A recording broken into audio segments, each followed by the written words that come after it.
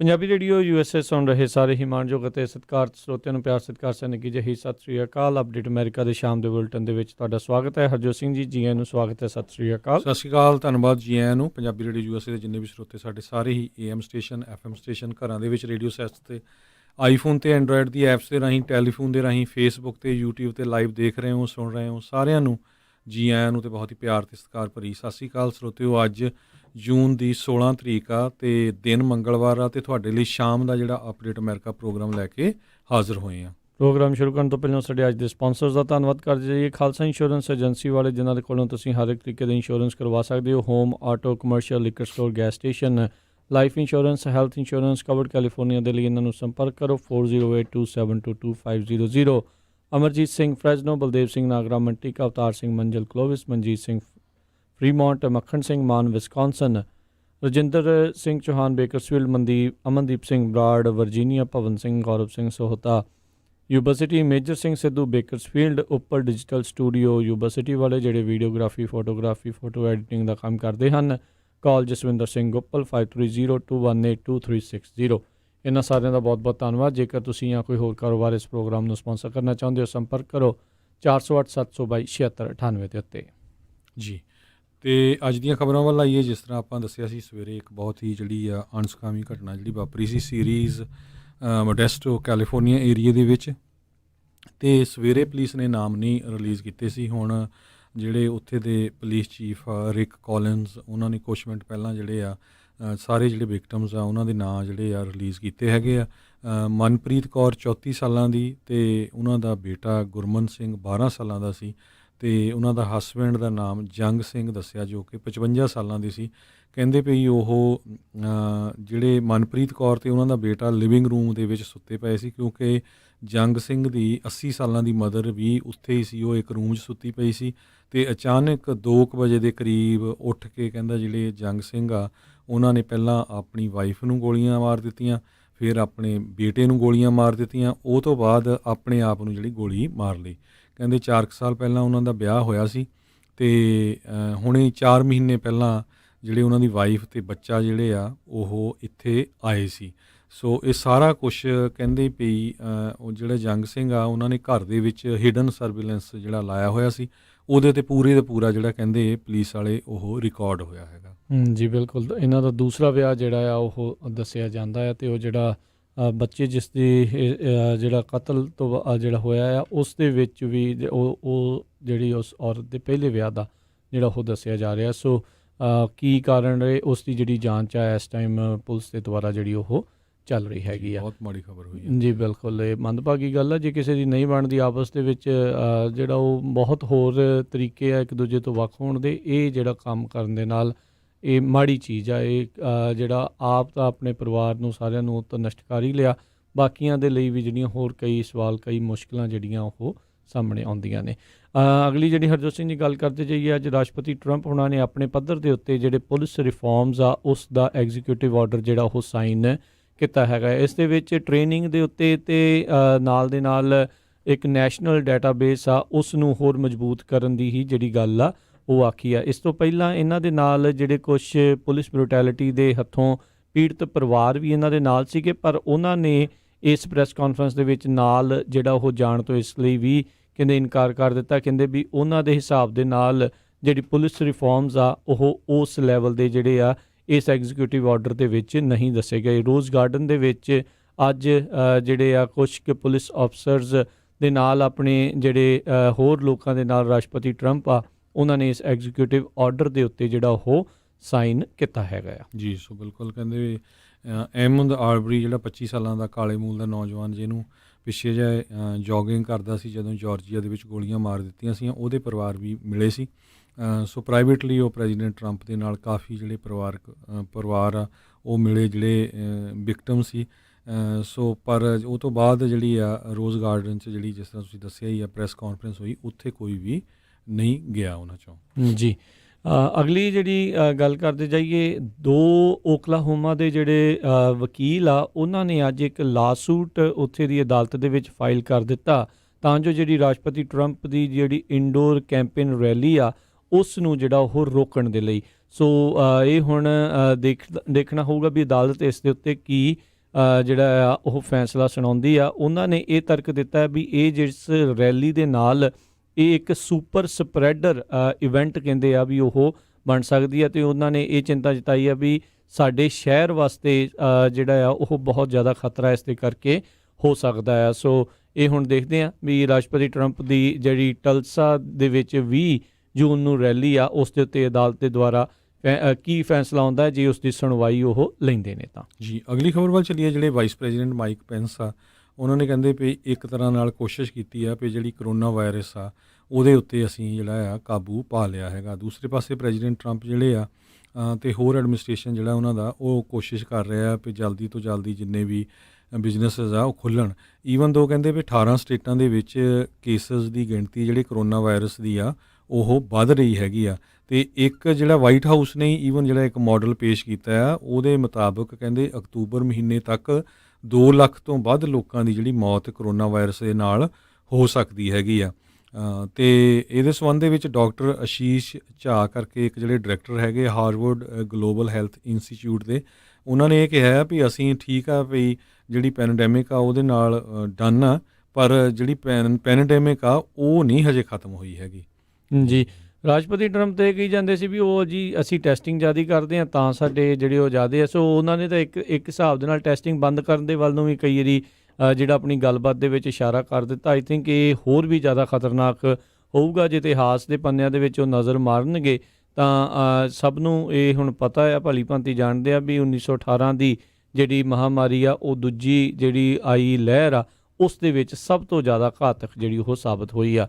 ਉੱਧਰ ਬ੍ਰਿਟੇਨ ਦੇ ਕੁਝ ਰਿਸਰਚਰਸ ਨੇ ਦੱਸਿਆ ਵੀ ਇੱਕ ਆਸਾਨੀ ਦੇ ਨਾਲ ਮਿਲਣ ਵਾਲਾ ਸਟੇਰੋਇਡ ਡੈਕਸਾ ਮੈਥਾਸੋਨ ਉਹ ਕਹਿੰਦੇ ਆ ਵੀ ਜਿਹੜੇ ਕਿਤੇ ਨਾ ਕਿਤੇ ਡੈਥ ਰੇਟ ਆ ਉਸ ਨੂੰ ਘਟਾਉਣ ਦੇ ਵਿੱਚ ਕਾਮਯਾਬ ਹੋ ਰਿਹਾ ਆ, ਖਾਸ ਕਰਕੇ ਉਹਨਾਂ ਲੋਕਾਂ ਦੇ ਵਿੱਚ ਜਿਨ੍ਹਾਂ ਨੂੰ ਕੋਵਿਡ-19 ਦੇ ਜ਼ਿਆਦਾ ਘਾਤਕ ਲੱਛਣ ਜਿਹੜੇ ਆ ਉਹ ਹੋਏ ਪਏ ਨੇ। ਸੋ ਇਸ ਦੇ ਕਰਕੇ ਇਸ ਜਿਹੜੇ ਸਟੇਰੋਇਡ ਦੀ ਆ ਉਹ ਡਿਮਾਂਡ ਹੋਰ ਜ਼ਿਆਦਾ ਜਿਹੜੀ ਉਹ ਵਧਣ ਦੇ ਅਸਾਰ ਨੇ। ਜੀ, ਸੋ ਇਸੇ ਤਰ੍ਹਾਂ ਬੀਜਿੰਗ ਜਿਹੜਾ ਚਾਈਨਾ ਤੋਂ ਖਬਰ ਆ ਰਹੀ ਆ ਅਤੇ ਬੀਜਿੰਗ ਨੂੰ ਜਿਹੜਾ ਚਾਈਨਾ ਦੀ ਅਥਾਰਟੀਜ਼ ਆ ਉਹਨਾਂ ਨੇ ਇਹ ਕਹਿ ਦਿੱਤਾ ਵੀ ਉੱਥੇ ਦੁਬਾਰਾ ਕੀ ਜਿਹੜੀ ਕਰੋਨਾ ਵਾਇਰਸ ਆ ਉਹ ਆਊਟਬ੍ਰੇਕ ਹੋਈ ਆ ਅਤੇ ਇਹ ਐਕਸਟ੍ਰੀਮਲੀ ਸਵੀਅਰ ਆ, ਵੀ ਬਹੁਤ ਜ਼ਿਆਦਾ ਜਿਹੜੀ ਖਤਰਨਾਕ ਆ, ਕਿਉਂਕਿ ਦਰਜਨਾਂ ਦੇ ਹਿਸਾਬ ਨਾਲ ਹੋਰ ਕੇਸ ਉੱਥੋਂ ਜਿਹੜੇ ਆ ਨਿਕਲੇ ਹੈਗੇ ਆ। ਸੋ ਇਹਨੂੰ ਦੇਖਦੇ ਹੋਏ ਬੀਜਿੰਗ ਤੋਂ ਆਉਣਾ ਜਾਣਾ ਜਿਹੜਾ ਆ ਟਰੈਵਲ ਕਿਸੇ ਤਰ੍ਹਾਂ ਦਾ ਉਹਨੇ ਬੰਦ ਕਰ ਦਿੱਤਾ ਆ। ਸਕੂਲ, ਕਾਲਜਿਸ, ਯੂਨੀਵਰਸਿਟੀਆਂ ਸਾਰੀਆਂ ਜਿਹੜੀਆਂ ਆ ਉਹ ਸ਼ਟ ਡਾਊਨ ਕਰ ਦਿੱਤੀਆਂ ਹੈਗੀਆਂ ਆ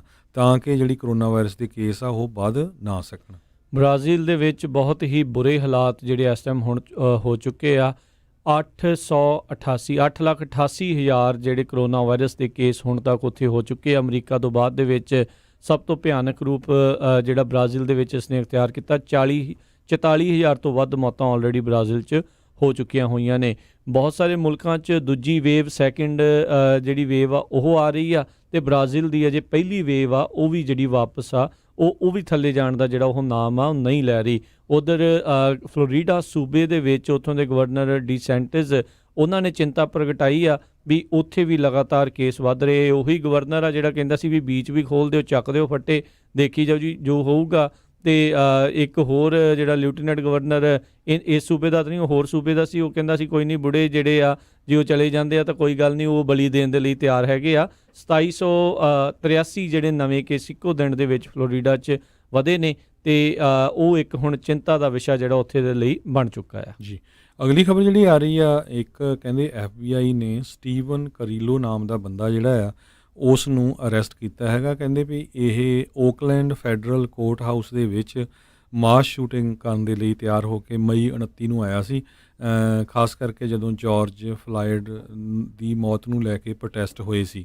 ਅਤੇ ਤਾਂ ਕਿ ਕਹਿੰਦਾ ਵੀ ਮੈਂ ਵੱਧ ਤੋਂ ਵੱਧ ਜਿਹੜੇ ਲਾ ਇਨਫੋਰਸਮੈਂਟ ਦੇ ਆਫੀਸਰਸ ਆ ਉਹਨਾਂ ਨੂੰ ਮਾਰ ਸਕਾਂ। ਸੋ ਇਹ ਉਹੀ ਕਰੀਲੋ ਆ ਜਿਹਦੇ 'ਤੇ ਚਾਰਜਸ ਲੱਗੇ ਆ, ਜਿਸ ਨੇ ਸੈਂਟਾ ਕਰੂਜ਼ ਮਾਊਂਟਨਸ ਦੇ ਵਿੱਚ ਆਫੀਸਰਸ ਦੇ ਉੱਤੇ ਗੋਲੀਆਂ ਜਿਹੜੀਆਂ ਚਲਾਈਆਂ ਸੀਗੀਆਂ। ਸੋ ਕਹਿੰਦੇ ਵੀ ਇਹ ਇੱਕ ਐਕਸਟ੍ਰੀਮਿਸਟ ਗਰੁੱਪ ਹੈਗਾ, ਬੂਗਾਲੂ ਮੂਵਮੈਂਟ ਨਾਮ ਦਾ, ਉਸ ਦਾ ਇਹ ਮੈਂਬਰ ਆ। ਜੀ, ਉੱਧਰ ਹਰਜੋਤ ਸਿੰਘ ਜੀ, ਪ੍ਰੋਟੈਸਟਰਸ ਦੇ ਉੱਤੇ ਗੋਲੀ ਜਿਹੜੀ ਚਲਾਉਣ ਵਾਲਾ ਇੱਕ ਬੰਦਾ ਇੱਕ ਕਹਿੰਦੇ ਵੀ ਸਿਟੀ ਕੌਂਸਲ ਦਾ ਕੈਂਡੀਡੇਟ ਵੀ ਇੱਕ ਟਾਈਮ 'ਤੇ ਰਿਹਾ ਸੀ ਐਲਬਰਕਵਰਕੀ ਦੇ ਵਿੱਚ, ਉੱਥੋਂ ਦੀ ਪੁਲਿਸ ਨੇ ਕਿਹਾ ਵੀ ਉਸ ਨੂੰ ਗ੍ਰਿਫਤਾਰ ਕਰ ਲਿਆ ਗਿਆ ਆ। ਤੁਸੀਂ ਦੇਖੋ ਵੀ ਇਹ ਗੋਲੀਆਂ ਚਲਾ ਰਿਹਾ ਸੀ, ਇਸ ਦੇ ਉੱਤੇ ਪੁਲਿਸ ਨੇ ਜਿਹੜਾ ਇਸ ਨੂੰ ਸਹੀ ਆਰਾਮ ਦੇ ਨਾਲ ਜਿਹੜਾ ਉਹ ਬਾਅਦ ਦੇ ਵਿੱਚ ਫੜ ਲਿਆ। ਜੇ ਕੋਈ ਹੋਰ ਹੁੰਦਾ ਤਾਂ ਹੋ ਸਕਦਾ ਵੀ ਪੁਲਿਸ ਵਾਲੇ ਜਿਹੜੇ ਇਸ ਨੂੰ ਜਿਹੜਾ ਉਹ ਮਾਰ ਵੀ ਦਿੰਦੇ, ਖਾਸ ਕਰਕੇ ਜੇ ਕੋਈ ਹੋਰ ਨਸਲ ਦਾ ਹੁੰਦਾ। ਸੋ ਇਹ ਮੰਡੇ ਨਾਈਟ ਨੂੰ ਕਹਿੰਦੇ ਇਹ ਘਟਨਾ ਜਿਹੜੀ ਇਹ ਵਾਪਰੀ ਹੈਗੀ ਆ। ਅਤੇ ਨਿਊ ਮੈਕਸੀਕੋ ਦੇ ਵਿੱਚ ਕਿੰਨਾ ਪ੍ਰੋਟੈਸਟਰਸ ਦੇ ਉੱਤੇ ਸਟੀਵਨ ਰੇ ਬਾਕਾ ਨਾਂ ਦਾ ਜਿਹੜਾ ਇਹ ਬੰਦਾ ਆ, ਇਸ ਨੇ ਜਿਹੜੀਆਂ ਪ੍ਰੋਟੈਸਟਰਸ ਦੇ ਉੱਤੇ ਗੋਲੀਆਂ ਚਲਾ ਦਿੱਤੀਆਂ। ਅਤੇ ਹੁਣ ਐਗਰੀਵੇਟਿਡ ਬੈਟਰੀ ਵਿਦ ਡੈਡਲੀ ਵੈਪਨ ਅਤੇ ਇੱਕ ਫੈਲਨੀ ਜਿਹੜੀ ਆ ਉਸ ਦੇ ਨਾਲ ਇਸ ਨੂੰ ਚਾਰਜ ਕੀਤਾ ਗਿਆ ਹੈਗਾ ਜੀ। ਅਗਲੀ ਖਬਰ ਬਾਅਦ ਆ ਕਹਿੰਦੇ ਇੰਡੀਆ ਅਤੇ ਪਾਕਿਸਤਾਨ ਦੇ ਵਿੱਚ ਕਾਫੀ ਲੜਾਈ ਜਿਹੜੀ ਚੱਲ ਰਹੀ ਆ ਜੀ, ਇੰਡੀਆ ਅਤੇ ਚਾਈਨਾ ਦੇ ਵਿੱਚ। ਸੋ ਇੰਡੀਆ ਦੇ ਆਫੀਸ਼ੀਅਲਸ ਜਿਹੜੇ ਆ ਉਹਨਾਂ ਨੇ ਅੱਜ ਕਨਫਰਮ ਕਰ ਦਿੱਤਾ ਵੀ ਉਹਨਾਂ ਦੇ 20 ਫੌਜੀ ਜਿਹੜੇ ਆ ਉਹ ਚਾਈਨਾ ਦੇ ਬਾਰਡਰ ਦੇ ਉੱਤੇ ਲੜਾਈ ਦੇ ਵਿੱਚ ਮਾਰੇ ਗਏ ਹੈਗੇ ਆ। ਕਹਿੰਦੇ 1975 ਤੋਂ ਬਾਅਦ ਇਹ ਪਹਿਲੀ ਵਾਰੀ ਲਦਾਖ ਵਾਲਾ ਜਿਹੜਾ ਏਰੀਆ ਆ ਉੱਥੇ ਇੰਡੀਆ ਅਤੇ ਚਾਈਨਾ ਦੀ ਲੜਾਈ ਹੋਈ ਹੈਗੀ ਆ। ਅਤੇ ਕਹਿੰਦੇ ਕੋਈ ਵੀ ਗੋਲੀਬਾਰੀ ਨਹੀਂ ਕਿਸੇ ਤਰ੍ਹਾਂ ਦੀ ਹੋਈ, ਅਤੇ ਇਹ ਜਿਹੜੇ ਲੜਾਈ 'ਚ ਮਾਰੇ ਵੀ ਗਏ ਆ ਫੌਜੀ, ਇਹਨਾਂ ਦੀ ਜਿਹੜੀ ਲੜਾਈ ਆ ਕਹਿੰਦੇ ਹੈਂਡ ਟੂ ਹੈਂਡ ਹੋਈ ਆ ਅਤੇ ਰੌਕਸ ਅਤੇ ਧੱਕੇ ਮੁੱਕੀ ਦੇ ਨਾਲ ਹੋਈ ਹੈਗੀ ਆ। ਬੜੀ ਇੱਕ ਚਿੰਤਾ ਦਾ ਜਿਹੜਾ ਵਿਸ਼ਾ ਆ ਉਹ ਬਣਿਆ ਪਿਆ ਆ। ਉੱਧਰੋਂ ਉੱਦਾਂ ਨਾਲ ਇਹ ਵੀ ਦਾਵਾ ਉਹਨਾਂ ਦਾ ਹੈਗਾ, ਬਹੁਤ ਸਾਰੇ ਉੱਥੋਂ ਦੇ ਨਿਊਜ਼ ਚੈਨਲ ਦਾ ਵੀ 40 ਤੋਂ ਵੱਧ ਜਿਹੜੇ ਚੀਨੀ ਫੌਜੀ ਵੀ ਉਹਨਾਂ ਦੇ ਭਾਰਤੀ ਫੌਜੀਆਂ ਨੇ ਜਿਹੜੇ ਉੱਥੇ ਕਹਿੰਦੇ ਆ ਹਲਾਕ ਕੀਤੇ ਆ। ਸੋ ਹਾਲਾਤ ਜਿਹੜੇ ਕਾਫੀ ਨਾਜ਼ੁਕ ਜਿਹੜੇ ਉਹ ਬਣਦੇ ਜਾ ਰਹੇ ਆ। ਪਹਿਲੀ ਵਾਰੀ ਫਿਜ਼ੀਕਲ ਕਨਫਰੰਟਰੇਸ਼ਨ ਜਿਹੜੀ ਆ ਇਸ ਤਰੀਕੇ ਦੇ ਨਾਲ ਧੱਕਾ ਮੁੱਕੀ ਝੜਪਾਂ, ਹਿੰਸਕ ਝੜਪਾਂ ਜਿਹੜੀਆਂ ਆ ਭਾਰਤੀ ਅਤੇ ਜਿਹੜੀ ਚੀਨੀ ਫੌਜਾਂ ਦੇ ਦਰਮਿਆਨ ਹੋਈਆਂ ਆ। ਅਤੇ ਇਸ ਦਾ ਨੋਟਿਸ ਤਕਰੀਬਨ ਵਿਸ਼ਵ ਦੇ ਵਿੱਚ ਸਾਰੀਆਂ ਵੱਡੀਆਂ ਅਖਬਾਰਾਂ ਨੇ, ਵੱਡੇ ਜਿਹੜੇ ਅਦਾਰਿਆਂ ਨੇ ਉਹ ਲਿਆ ਹੈਗਾ ਆ। ਅਗਲੀ ਜਿਹੜੀ ਹਰਜੋਤ ਸਿੰਘ ਦੀ ਗੱਲ ਕਰਦੇ ਜਾਈਏ, ਦੁਨੀਆ ਦੀ ਸਭ ਤੋਂ ਘਾਤਕ, ਅਮਰੀਕਾ ਦੀ ਸਭ ਤੋਂ ਘਾਤਕ ਇੱਕ ਕਾਰਪੋਰੇਸ਼ਨ ਜੋ ਬਣੀ ਆ ਅਤੇ ਉਹ ਹੈਗੀ ਆ PG&E। PG&E ਨੇ ਅੱਜ ਜਿਹੜਾ ਆ ਆਪਣੀ ਗਲਤੀ ਨੂੰ ਮੰਨਿਆ, ਆਪਣੇ ਉੱਤੇ ਜਿਹੜੇ ਦੋਸ਼ਾਂ ਨੂੰ ਸਵੀਕਾਰ ਕੀਤਾ। ਜਿਹੜੀ ਪੈਰਾਡਾਈਸ ਸ਼ਹਿਰ ਜਿਹੜਾ ਪੂਰੀ ਤਰ੍ਹਾਂ ਖਤਮ ਹੋ ਗਿਆ ਸੀਗਾ 2018 ਦੀ ਕੈਂਪ ਫਾਇਰ ਦੇ ਵਿੱਚ, ਉਹਨਾਂ ਨੇ ਮੰਨਿਆ ਵੀ ਉਹ ਜਿਹੜੀ ਅੱਗ ਆ ਉਹ ਉਹਨਾਂ ਦੇ ਯੰਤਰਾਂ ਦੇ ਫਾਲਟ ਕਰਕੇ ਹੀ ਜਿਹੜੀ ਆ ਉਹ ਲੱਗੀ ਸੀ। PG&E ਦੇ ਜਿਹੜੇ CEO ਵਾ ਉਹਨਾਂ ਨੇ ਇਸ ਦੇ ਬਾਰੇ ਜਿਹੜਾ ਉਹ ਮੰਨਿਆ ਆ। 18,804 ਹੋਰ ਜਿਹੜੇ ਸਟਰਕਚਰ ਆ ਉਹ ਤਬਾਹ ਹੋ ਗਏ, ਜਿਨ੍ਹਾਂ 'ਚ 14,000 ਰੈਜ਼ੀਡੈਂਸ਼ੀਅਲ ਸਟਰਕਚਰ ਸੀਗੇ। ਬਿਊਟ ਕਾਊਂਟੀ ਦੇ ਬਹੁਤ ਸਾਰੇ ਜਿਹੜੇ ਸਿਟੀਜ਼ਨਸ ਕਹਿੰਦੇ ਆ ਉਹਨਾਂ ਦੀ ਬੇਵਜ੍ਹਾ ਜਿਹੜੀ ਆ ਇਹ ਮੌਤ ਹੋ ਗਈ, ਇਹਨਾਂ ਦੀ ਜਿਹੜੀ ਅਣਗਹਿਲੀ ਦੇ ਕਰਕੇ। 84 ਇਹਨਾਂ ਦੇ ਉੱਤੇ ਜਿਹੜੇ ਇਨਵੋਲੰਟੀਅਰ ਮੈਨਸਲੌਟਰ ਦੇ ਜਿਹੜੇ ਕੇਸ ਚੱਲ ਰਹੇ ਸੀਗੇ ਅਤੇ ਉਹਨਾਂ ਨੇ ਅੱਜ ਇਸ ਨੂੰ ਸਵੀਕਾਰਿਆ ਹੈਗਾ। ਜਿਹੜੇ PG&E ਦੇ CEO ਵਿਲੀਅਮ ਜੌਨਸਨ, ਉਹਨਾਂ ਨੇ PG&E ਦੇ ਦੁਆਰਾ ਗਿਲਟੀ ਪਲੀ ਫਾਈਲ ਕਰਨ ਤੋਂ ਪਹਿਲਾਂ ਜਿਹੜਾ ਉਹ ਦੱਸਿਆ, ਉਹਨਾਂ ਨੇ ਕਿਹਾ ਵੀ ਸਾਡੇ ਇਕਵਿਪਮੈਂਟ ਦੇ ਦੁਆਰਾ ਹੀ ਅੱਗ ਜਿਹੜੀ ਉਹ ਸ਼ੁਰੂ ਹੋਈ, ਜਿਸ ਦੇ ਕਰਕੇ ਪੈਰਾਡਾਈਸ ਅਤੇ ਕੌਨਕੋ ਅਤੇ ਜਿਹੜੇ ਦੋਨੋਂ ਸ਼ਹਿਰ ਆ ਪੂਰੀ ਤਰ੍ਹਾਂ ਖਤਮ ਹੋਏ। ਅਤੇ ਜਿਹੜਾ ਮੈਗੈਲੀਆ ਅਤੇ ਹੋਰ ਬਿਊਟ ਕਾਊਂਟੀ ਦੇ ਕਈ ਹਿੱਸੇ ਆ ਉਹਨਾਂ ਦੇ ਵਿੱਚ ਤਬਾਹੀ ਜਿਹੜੀ ਆ ਉਹ ਮਚੀ ਹੈਗੀ ਆ। PG&E ਨੇ ਇਸ ਤੋਂ ਪਹਿਲਾਂ ਵੀ ਜਿਹੜੇ ਅਜਿਹੀਆਂ ਚੀਜ਼ਾਂ ਦੇ ਵਿੱਚ ਸੈਟਲਮੈਂਟਸ ਜਿਹੜੀਆਂ ਉਹ ਕੀਤੀਆਂ ਸੀ, ਲੱਗਦਾ ਉਹਨਾਂ ਨੂੰ ਇਸ ਚੀਜ਼ ਦੇ ਉੱਤੇ ਕਿਸੇ ਤਰੀਕੇ ਦਾ ਕੋਈ ਸਬਕ ਆ ਉਹ ਨਹੀਂ ਲਿਆ। ਹੁਣ ਉਮੀਦ ਇਹੀ ਕਰਦੇ ਆ ਵੀ ਆਉਣ ਵਾਲੇ ਫਾਇਰ ਸੀਜ਼ਨਸ ਦੇ ਵਿੱਚ ਆਪਣੇ ਜਿਹੜੇ ਯੰਤਰ ਆ, ਆਪਣੇ ਜਿਹੜੀਆਂ ਤਾਰਾਂ ਨੇ ਇਹਨਾਂ ਦੀ ਬਿਜਲੀ ਦੀਆਂ ਅਤੇ ਹੋਰ ਟਰਾਂਸਫਾਰਮਰ ਨੇ, ਜੋ ਕੁਛ ਵੀ ਹੈਗਾ ਆ ਉਹਨਾਂ ਦੀ ਸਹੀ ਤਰੀਕੇ ਦੇ ਨਾਲ ਜਿਹੜੀ ਉਹ ਦੇਖ ਰੇਖ ਕਰਨਗੇ। ਜੀ। ਅਗਲੀ ਖਬਰ ਸਾਡੇ ਗੁਆਂਢੀ ਮੁਲਕ ਕੈਨੇਡਾ ਤੋਂ ਆ ਰਹੀ ਹੈ। ਕੈਨੇਡਾ ਅਤੇ US ਦੀਆਂ ਜਿਹੜੀਆਂ ਅਥਾਰਟੀਜ਼ ਆ ਉਹਨਾਂ ਨੇ ਇੱਕ ਵਾਰੀ ਫੇਰ ਐਗਰੀਮੈਂਟ ਕਰ ਲਿਆ ਹੈ ਵੀ ਜਿਹੜਾ ਕੈਨੇਡਾ ਅਤੇ USA ਦਾ ਬਾਰਡਰ ਆ ਉਹ ਨੌਨ ਅਸੈਂਸ਼ੀਅਲ ਜਿਹੜਾ ਕੰਮ ਆ ਉਹਦੇ ਲਈ ਜਿਹੜਾ ਕਲੋਜ਼ ਰਹੂਗਾ ਇੱਕ ਹੋਰ ਮਹੀਨੇ ਦੇ ਲਈ, ਕਿਉਂਕਿ ਹੁਣ ਉਹ ਓਪਨ ਹੋਣਾ ਸੀ, ਸਮਰ ਵੈਕੇਸ਼ਨ ਵੀ ਸੀਗੀ, 21 ਤਰੀਕ ਨੂੰ ਓਪਨ ਹੋਣਾ ਸੀ। ਸੋ ਉਸ ਡੇਟ ਨੂੰ ਜਿਹੜਾ ਐਕਸਟੈਂਡ ਕਰਕੇ 21 ਜੁਲਾਈ ਜਿਹੜਾ 2020 ਰੱਖ ਦਿੱਤਾ ਗਿਆ ਆ। ਸੋ ਇਹਦੇ ਸੰਬੰਧ ਦੇ ਵਿੱਚ ਜਸਟਿਨ ਟਰੂਡੋ ਜਿਹੜੇ ਆ ਕੈਨੇਡਾ ਦੇ ਪ੍ਰਾਈਮ ਮਿਨਿਸਟਰ, ਉਹਨਾਂ ਨੇ ਇਹ ਕਿਹਾ ਵੀ ਇਹ ਵਧੀਆ ਡਿਸੀਜਨ ਹੈਗਾ ਜਿਹਦੇ ਨਾਲ ਦੋਨਾਂ ਮੁਲਕਾਂ ਦੇ ਜਿਹੜੇ ਲੋਕ ਆ ਉਹ ਸੇਫ ਰਹਿਣਗੇ। ਜੀ। ਉਧਰ ਸੈਨੇਟ ਐਥਿਕਸ ਕਮੇਟੀ ਦੀ ਜਿਹੜੀ ਇਨਵੈਸਟੀਗੇਸ਼ਨ ਸੈਨੇਟਰ ਕੈਲੀ ਲੌਫਲਰ ਜਿਹੜੀ ਹੈਗੀ ਸੀ, ਉਹਨਾਂ ਦੇ ਉੱਤੇ ਜਿਹੜੀ ਟਰੇਡਿੰਗ ਦੇ ਨਾਲ ਇਨਸਾਈਡਰ ਟਰੇਡਿੰਗ ਦੇ ਜਿਹੜੇ ਕਥਿਤ ਦੋਸ਼ ਉਹਨਾਂ ਉੱਤੇ ਲੱਗੇ ਸੀ ਉਹ ਖਤਮ ਹੋਈ ਆ। ਅਤੇ ਜਿਹੜੀ ਐਥਿਕਸ ਕਮੇਟੀ ਉਹਨਾਂ ਨੇ ਕਿਹਾ ਵੀ ਉਹਨਾਂ ਨੂੰ ਕਿਸੇ ਵੀ ਤਰੀਕੇ ਦਾ ਕੋਈ ਸਬੂਤ ਜਿਹੜਾ ਆ ਉਹ ਨਹੀਂ ਮਿਲਿਆ ਵੀ ਇਸ ਸੈਨੇਟਰ ਦੇ ਦੁਆਰਾ ਕਿਸੇ ਕਾਨੂੰਨ ਦੀ ਜਾਂ ਸੈਨੇਟ ਦੇ ਜਿਹੜੇ ਰੂਲਸ ਆ ਉਸ ਦੀ ਕੋਈ ਉਲੰਘਣਾ ਜਿਹੜੀ ਆ ਉਹ ਕੀਤੀ ਗਈ ਹੋਵੇ। ਅਤੇ ਲੌਫਲਰ ਨੇ ਉਸ ਤੋਂ ਬਾਅਦ ਦੇ ਵਿੱਚ ਟਵੀਟ ਕੀਤਾ, ਫੇਕ ਮੀਡੀਆ ਨੂੰ ਇੱਕ ਹੋਰ ਹਾਰ ਦਾ ਸਾਹਮਣਾ ਕਰਨਾ ਪਿਆ ਆ ਤੇ ਮੈਂ ਐਗਜ਼ੋਨਰੇਟ ਹੋਈ ਹਾਂ, ਯਾਨੀ ਕਿ ਇੱਕ ਹਿਸਾਬ ਦੇ ਨਾਲ ਬਰੀ ਹੋਈ ਹਾਂ ਇੱਕ ਵਾਰੀ ਦੁਬਾਰਾ। Government watchdog citizen for responsibility and ethics in Washington and common ਕਾਜ਼ ਫਾਈਲਡ, ਉਹਨਾਂ ਦੇ ਦੁਆਰਾ ਜਿਹੜਾ ਆ ਇਹ ਕੰਪਲੇਂਟ ਆ ਸੈਨੇਟ ਐਥਿਕਸ ਪੈਨਲ ਦੇ ਨਾਲ ਮਾਰਚ ਦੇ ਵਿੱਚ ਪਾਈ ਗਈ ਸੀ, ਜਦ ਉਹਨਾਂ ਦੇ ਉੱਤੇ ਜਿਹੜੇ ਸਟਾਕ ਦੇ ਵਾਇਲੇਟ ਕਰਨ ਦੇ ਜਿਹੜੇ ਕਥਿਤ ਦੋਸ਼ ਆ ਉਹਨਾਂ 'ਤੇ ਲਾਏ ਗਏ ਸੀ। ਜੀ, ਅਗਲੀ ਖਬਰ ਵੱਲ ਚੱਲੀਏ, ਜਿਹੜੀ ਬੇ ਏਰੀਆ ਕੈਲੀਫੋਰਨੀਆ ਤੋਂ ਆ ਰਹੀ ਹੈ। ਕੈਲੀਫੋਰਨੀਆ ਦੇ ਵਿੱਚ ਬੇ ਏਰੀਏ ਦੀਆਂ ਜਿੰਨੀਆਂ ਵੀ ਪੁਲਿਸ ਯੂਨੀਅਨਸ ਹੈਗੀਆਂ ਆ, ਚਾਹੇ ਉਹ ਸੈਨ ਫਰਾਂਸਿਸਕੋ ਦੀ, ਸੈਨ ਹੋਜ਼ੇ ਦੀ, ਇਸੇ ਤਰ੍ਹਾਂ ਲਾਸ ਐਂਜਲਸ ਦੇ ਵਿੱਚ ਵੀ ਜਿਹੜੀ ਪੁਲਿਸ ਯੂਨੀਅਨ ਆ, ਉਹਨਾਂ ਨੇ ਇਹ ਕਿਹਾ ਆ ਵੀ ਅਸੀਂ ਜਿਹੜਾ ਆ ਪਲਾਨ ਇੱਕ ਕ੍ਰੀਏਟ ਕਰ ਰਹੇ ਹਾਂ ਜਿਹਦੇ ਨਾਲ ਜਿਹੜੇ ਰੇਸਿਸਟ ਕੌਪ ਹੈਗੇ ਆ ਉਹਨਾਂ ਨੂੰ ਜਿਹੜਾ ਕਿੱਕ ਆਊਟ ਕੀਤਾ ਜਾ ਸਕੇ। ਸੋ ਇਹ ਪਹਿਲੀ ਵਾਰੀ ਹੋ ਰਿਹਾ ਹੈ ਵੀ ਜਿਹੜੀਆਂ ਯੂਨੀਅਨਸ ਆ ਉਹ ਇਕੱਠੀਆਂ ਹੋ ਕੇ ਹੁਣ ਜਿਹੜੇ ਇੱਦਾਂ ਦੇ ਜਿਹੜੇ ਕੌਪ ਹੈਗੇ ਆ ਜਿਨ੍ਹਾਂ ਦੇ ਉੱਤੇ ਚਾਰਜ ਲੱਗਦੇ ਰਹੇ ਆ, ਇਹ ਸਾਰਾ ਕੁਝ ਉਦੋਂ ਹੀ ਹੋਇਆ ਜਦੋਂ ਜਾਰਜ ਫਲਾਇਡ ਦੀ ਮੌਤ ਨੂੰ ਲੈ ਕੇ ਹੋਰ ਜਿਹੜੀਆਂ ਪਿਛਲੇ 2-3 ਦਿਨਾਂ ਦੇ ਵਿੱਚ ਐਟਲਾਂਟਾ 'ਚ ਹੋਈ ਹੈਗੀ ਆ। ਸੋ ਕਹਿੰਦੇ ਵੀ ਹੁਣ ਇਹ ਅਸੀਂ ਰਲ ਕੇ ਜਿਹੜਾ ਆ ਜਿੰਨੇ ਵੀ ਰੇਸਿਸਟ ਕੌਪ ਆ ਉਹਨਾਂ ਦੀ ਛੁੱਟੀ ਕਰ ਦੇਵਾਂਗੇ। ਉਹਨਾਂ ਨੇ ਫੁੱਲ ਪੇਜ ਦੀ ਜਿਹੜੀ ਐਡਵਰਟਾਈਜ਼ਮੈਂਟਸ ਹੈਗੀ ਆ ਉਹ Washington Post, Los Angeles Times, San Francisco Chronicle ਤੇ ਸੈਨ ਹੋਜ਼ੇ ਮਰਕਰੀ ਨਿਊਜ਼ ਵਿੱਚ ਦਿੱਤੀ ਹੈਗੀ ਆ। ਜੀ, ਅੱਜ ਜਿਹੜੇ ਅਟਾਰਨੀ ਜਨਰਲ ਜ਼ਾਵੀਅਰ ਬਕੇਰਾ, ਕੱਲ੍ਹ ਵੀ ਆਪਾਂ ਇਹ ਜ਼ਿਕਰ ਕੀਤਾ ਸੀ, ਉਹਨਾਂ ਨੇ ਕਿਹਾ ਵੀ ਅਸੀਂ ਹੋਰ ਬਾਕੀ ਸੂਬਿਆਂ ਦੇ ਨਾਲ ਮਿਲ ਕੇ ਅਜਿਹਾ ਇੱਕ ਸਿਸਟਮ ਤਿਆਰ ਕਰਨ ਦੀ ਕੋਸ਼ਿਸ਼ ਕਰ ਰਹੇ ਹਾਂ ਵੀ ਅਜਿਹੇ ਪੁਲਿਸ ਅਫਸਰਾਂ ਨੂੰ ਡਿਸਕ੍ਰੈਡਿਟ ਕਰ ਦਿੱਤਾ ਜਾਵੇ, ਯਾਨੀ ਕਿ ਇਹਨਾਂ ਦੀ ਜਿਹੜੀ ਸਰਟੀਫਿਕੇਸ਼ਨ ਆ ਉਹੀ ਵਾਪਸ ਜਿਹੜੀ ਆ ਕੰਮ ਕਰਨ ਦੇ ਲਈ ਲੈ ਲਈ ਜਾਵੇ, ਜਿਨ੍ਹਾਂ ਦੇ ਉੱਤੇ ਇੱਦਾਂ ਦੇ ਮਿਸਕੰਡਕਟ ਦੇ ਉੱਤੇ ਜਿਹੜੇ ਦੋਸ਼ ਆ ਉਹ ਹੋਣਗੇ। ਆਈ ਥਿੰਕ ਅਜਿਹਾ ਕਰਨ ਦੇ ਨਾਲ ਬਹੁਤ ਸਾਰੇ ਜਿਹੜੇ ਪੁਲਿਸ ਵਾਲਿਆਂ ਨੂੰ ਵੀ ਜਿਹੜੇ ਉਹ ਕੰਨ ਹੋਣਗੇ, ਜਿਹੜੇ ਉਹ ਆਪਣੇ ਆਪ ਨੂੰ ਫਿਰ ਜਿਹੜੇ ਉਹ ਰਾਜਾ ਹੀ ਸਮਝਣ ਲੱਗ ਜਾਂਦੇ ਆ। ਤੁਹਾਨੂੰ ਜਿਹੜਾ ਪਬਲਿਕ ਦੀ ਸੇਫਟੀ ਦੇ ਲਈ ਜਿਹੜਾ ਉਹ ਤਨਖਾਹ ਜਿਹੜੀ ਦਿੱਤੀ ਜਾਂਦੀ ਆ, ਤੁਸੀਂ ਉਸ ਨੂੰ ਕਾਨੂੰਨਾਂ ਦੇ ਹਿਸਾਬ ਦੇ ਨਾਲ ਜਿਹੜਾ ਉਹ ਚੱਲਣਾ ਚਾਹੀਦਾ ਆ, ਨਾ ਕਿ ਆਪਣੀਆਂ ਮਨ ਮਰਜ਼ੀਆਂ ਜਿਹੜੀਆਂ ਉਹ ਚਲਾਉਣੀਆਂ ਚਾਹੀਦੀਆਂ ਨੇ। ਕੁਝ ਕੁ ਬਿਜ਼ਨਸ ਦੀ ਨਿਊਜ਼ ਵੀ ਸਾਂਝੀ ਕਰਨੀ ਆ। AT&T ਬਹੁਤ ਵੱਡੀ ਕੰਪਨੀ ਆ, 3400 ਦੇ ਕਰੀਬ ਜਿਹੜੇ AT&T ਦੇ EMPLOYEES ਆ ਉਹਨਾਂ ਦੀ ਲੇ ਆਫ ਹੋਣ ਜਾ ਰਹੀ ਆ। 250 ਦੇ ਕਰੀਬ AT&T ਆਪਣੇ ਸਟੋਰ ਬੰਦ ਕਰਨ ਜਾ ਰਹੇ ਆ। ਇਸੇ ਤਰ੍ਹਾਂ ਆਲ ਸਟੇਟ ਇੰਸ਼ੋਰੈਂਸ ਕੰਪਨੀ, ਇਹ ਅਮਰੀਕਾ ਦੀ ਬਹੁਤ ਵੱਡੀ ਇੰਸ਼ੋਰੈਂਸ ਕੰਪਨੀ ਆ, ਹਜ਼ਾਰਾਂ ਦੀ ਗਿਣਤੀ ਦੇ ਵਿੱਚ ਉਹ ਆਪਣੇ EMPLOYEES ਨੂੰ ਲੇ ਆਫ ਕਰਨ ਜਾ ਰਹੀ ਹੈਗੀ ਆ। ਕਹਿੰਦੇ 2019 ਦੇ ਐਂਡ ਤੱਕ 45,780 ਉਹਨਾਂ ਦੇ ਕੋਲ EMPLOYEE ਸੀਗੇ। ਸੋ ਕਹਿੰਦੇ ਭਈ ਕਾਫੀ ਵੱਡੀ ਗਿਣਤੀ ਦੇ ਵਿੱਚ ਜਿਹੜੇ ਆਲ ਸਟੇਟ ਇੰਸ਼ੋਰੈਂਸ ਆ ਉਹ ਆਪਣੇ EMPLOYEES ਨੂੰ ਲੇ ਆਫ ਕਰਨ ਜਾ ਰਹੀ ਹੈ। ਇੱਕ ਜਿਹੜੀ ਜ਼ਰੂਰ ਖਬਰ ਜਿਹੜੀ ਸਾਂਝੀ ਕਰਦੇ ਜਾਈਏ, ਜਿਹੜੀ PPP ਲੋਨਸ ਨੂੰ ਲੈ ਕੇ ਆ, ਤਕਰੀਬਨ $500 ਬਿਲੀਅਨ ਦੇ ਜਿਹੜੇ PPP ਲੋਨਸ ਆ ਉਹ ਸਰਕਾਰ ਦੇ ਦੁਆਰਾ ਵੰਡੇ ਗਏ। ਇਹ ਪਬਲਿਕ ਮਨੀ ਹੈ, ਇਹ ਕਿਸੇ ਨੇ ਆਪਣੇ ਬੈਂਕ ਚੋਂ ਨਹੀਂ ਦਿੱਤੇ, ਟੈਕਸ ਪੇਅਰ ਮਨੀ ਦੇ ਨਾਲ ਕੀਤੇ ਆ। ਹੁਣ ਜਿਹੜੀ ਇਸ ਟਾਈਮ ਵਾਈਟ ਹਾਊਸ ਐਡਮਿਨਿਸਟ੍ਰੇਸ਼ਨ ਆ ਉਸ ਦੇ ਉੱਤੇ ਟਰਾਂਸਪੇਰੈਂਸੀ, ਪਾਰਦਰਸ਼ਤਾ ਜਿਹੜੀ ਉਹ ਨਹੀਂ ਰੱਖਣੀ ਚਾਹੁੰਦੇ। ਕਹਿੰਦੇ ਵੀ ਅਸੀਂ ਇਸ ਦੇ ਬਾਰੇ ਜਿਹੜਾ ਉਹ ਨਹੀਂ ਦੱਸਾਂਗੇ ਕਿਹਨੂੰ ਕਿੰਨੇ ਮਿਲੇ ਆ।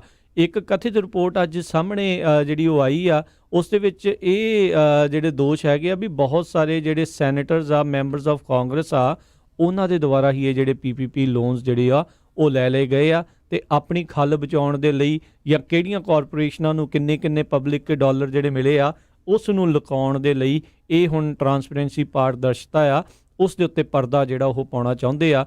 ਇਹ ਆਈ ਥਿੰਕ ਇਤਿਹਾਸ ਦੇ ਵਿੱਚ ਅਮਰੀਕਾ ਦੇ ਵਿੱਚ ਪਹਿਲੀ ਵਾਰੀ ਹੋਊਗਾ ਵੀ ਪਬਲਿਕ ਮਨੀ ਕਿੱਥੇ ਸਰਕਾਰ ਦੇ ਦੁਆਰਾ ਯੂਜ਼ ਹੋਈ ਆ ਉਸ ਨੂੰ ਜਿਹੜਾ ਆ ਉਹ ਨਾ ਦੱਸਿਆ ਜਾਵੇ। ਸੋ ਇਸ ਦੇ ਉੱਤੇ ਵੀ ਹੁਣ ਕਾਫੀ ਵੱਡਾ ਆਉਣ ਵਾਲੇ ਸਮੇਂ 'ਚ ਵਿਵਾਦ ਜਿਹੜਾ ਉਹ ਬਣ ਸਕਦਾ ਹੈ। ਸੋ ELID ਲੋਨ ਦੀ ਗੱਲ ਕਰਦੇ ਜਾਈਏ, PPP ਲੋਨ ਜਿਹੜੇ ਕਈ ਪਹਿਲਾਂ ਮਿਸ ਕਰ ਗਏ ਸੀ, ਜਿਹੜੇ ਇੱਕ EMPLOYEE ਨੂੰ $1,000 ਤੱਕ ਅਪ ਟੂ 10,000 ਸੀ ਗ੍ਰਾਂਟ ਸੀਗੀ, ਉਹ ਦੁਬਾਰਾ ਕੀ ਫਿਰ ਉਹਨਾਂ ਨੇ ਓਪਨ ਕੀਤੀ ਆ। ਜੇ ਪਹਿਲਾਂ ਕੋਈ EMPLOYEE ਮਿਸ ਕਰ ਗਏ ਆ, SBA ਦੇ ਤੁਸੀਂ ਵੈਬਸਾਈਟ ਤੇ ਜਾ ਕੇ ਅੱਜ ਫਿਰ ਅਪਲਾਈ ਕਰ ਸਕਦੇ ਹੋ। ਸੋ PPP ਤੇ EILD ਦੋਨੋਂ ਹੀ ਆ ਜੀ, ਦੋਨੋਂ ਜੀ, ਕਿਉਂਕਿ ਹਜੇ ਉਹਨਾਂ ਕੋਲ ਕਹਿੰਦੇ ਪੈਸੇ ਕਾਫੀ ਬਚ ਗਏ, ਕਿਉਂਕਿ ਜਦੋਂ ਵਿਰੋਧ ਕਾਫੀ ਹੋਇਆ ਵੀ ਕਈ ਕੰਪਨੀਆਂ ਵੱਡੀਆਂ ਪੈਸੇ ਲੈ ਗਈਆਂ। ਸੋ ਹੁਣ ਉਹਦੇ ਕਰਕੇ ਜਿਹੜਾ ਆ ਨਾਲੇ 2 ਵਾਰੀ ਜਿਹੜਾ ਪੈਕੇਜ ਆ ਇਸ ਦੇ ਲਈ ਜਿਹੜਾ SBA ਨੂੰ ਜਿਹੜਾ ਉਹ ਮਿਲਿਆ ਸੀ। ਸੋ ਹੋਪਫੁਲੀ ਜਿਹੜੇ ਹੁਣ ਰਹਿ ਗਏ ਨੇ ਉਹ ਵੀ ਇਸ ਦਾ ਜਿਹੜਾ ਹੈਲਪ ਆ ਉਹ ਲੈ ਸਕਦੇ ਆ।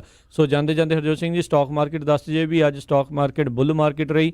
ਅੱਜ ਇਸ ਦੇ ਵਿੱਚ ਉਛਾਲ ਦੇਖਿਆ ਗਿਆ, 526 ਪੁਆਇੰਟ ਮਾਰਕੀਟ ਉੱਤੇ ਗਈ, 26,290 ਦੇ ਉੱਤੇ ਮਾਰਕੀਟ ਕਲੋਜ਼ ਹੋਈ।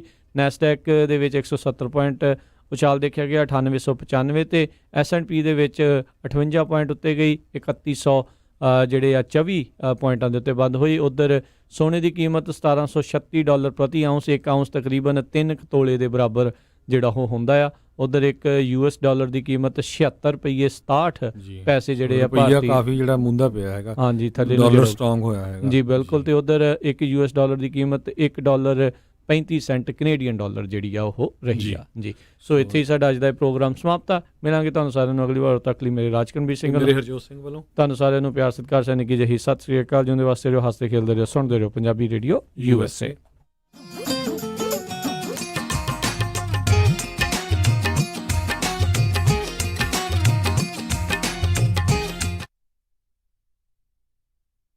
ਗੁਰੀ ਅੱਜ ਮੇਰਾ ਘਰੇ ਖਾਣਾ ਖਾਣ ਨੂੰ ਬਿਲਕੁਲ ਦਿਲ